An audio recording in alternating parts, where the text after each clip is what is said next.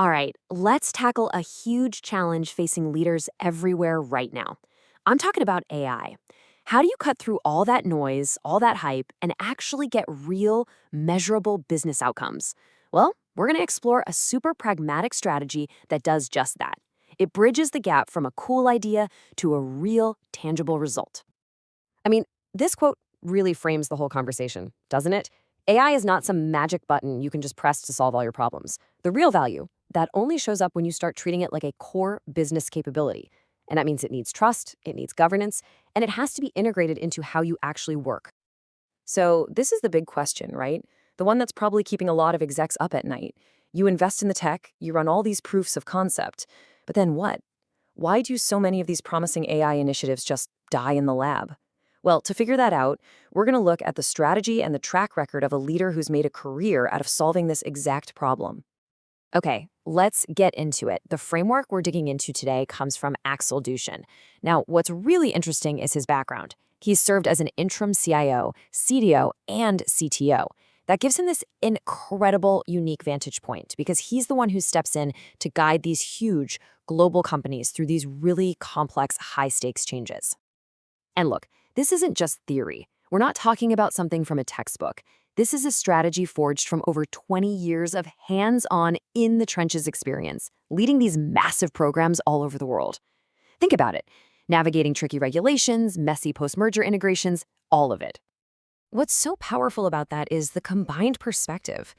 Holding all three of those key C-suite roles, that gives you this incredibly rare, holistic view. You can see how the tech architecture, the data strategy, and the actual business goals all connect. And that integrated viewpoint, it's absolutely essential if you want AI to deliver real bottom-line value. And the proof is in the pudding, right? You can see the impact. This whole approach has been tested and validated by some of the biggest, most recognizable brands in the world. We're talking luxury, retail consumer goods. A track record like that really speaks for itself. Okay, so what's the actual philosophy driving these kinds of results? It's actually a pretty simple but incredibly powerful idea. Build your AI strategy on a foundation of trust, not on chasing the latest tech hype. And here it is, stated as plainly as it gets. This is the guiding principle. It completely flips the script on the usual question.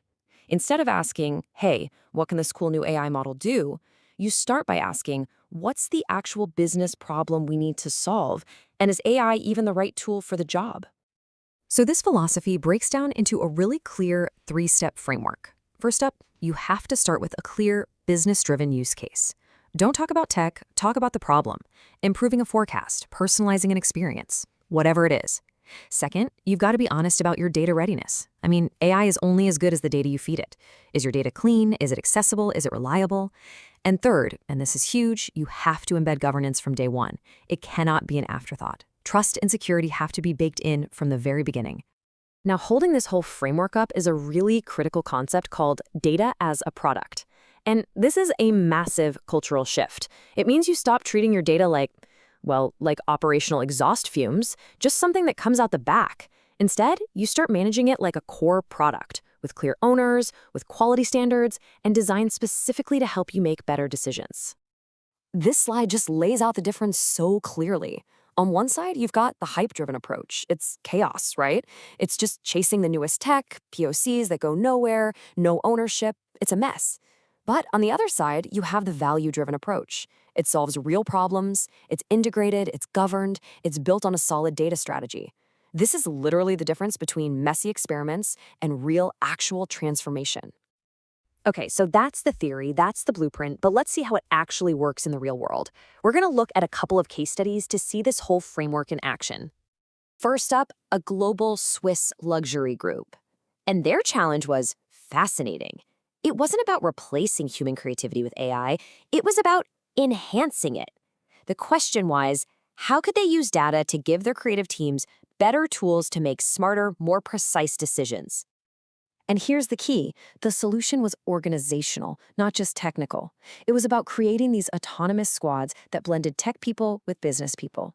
They brought in things like automated data testing to make sure the data was reliable. And critically, they made sure the tech teams and the business leaders were always aligned. That's how they built that foundation of trust.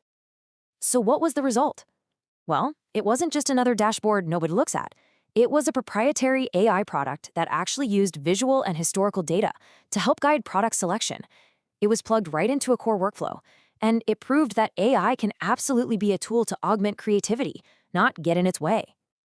Okay, let's look at another one, Mono Mono. They're a fast-growing European retailer. Now, their challenge was different, but it's one a lot of you will probably recognize.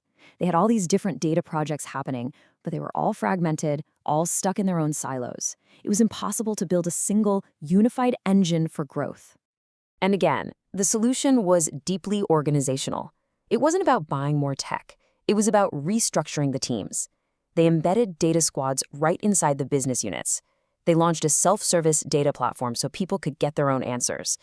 And they really pushed that all-important cultural shift toward data as a product. And the result of all that? Their KPIs, their key metrics, stopped being just static numbers on a report. They became reliable, actionable levers that people could actually use to make decisions. And that rebuilt trust and data across the whole company, which, let's be honest, is the foundation for everything else. So after seeing the philosophy and these real-world results, what's the big takeaway here? What should you, as a leader, be thinking about? Really, it's about putting on a new pair of glasses, a new lens for how you look at AI. You know, it's so easy to get fixated on the technology, right? Which LLM should we use? Which cloud platform is best? But honestly, that's mostly a distraction. The future of AI in your business isn't going to be defined by the specific model you pick. No, it's going to be defined by your ability to do these three things. Number one, can you actually integrate it into your core operations? Number two, can you empower your teams to use it effectively? And number three, can you align it with your strategic roadmap? That's what really matters. And that really leaves us with one final, critical question to think about. I want you to take a hard look at your own organization's initiatives. Is your AI strategy just chasing the hype? Or is it methodically, pragmatically building lasting, measurable business value? Because how you answer that question, well, that's what's going to define your success.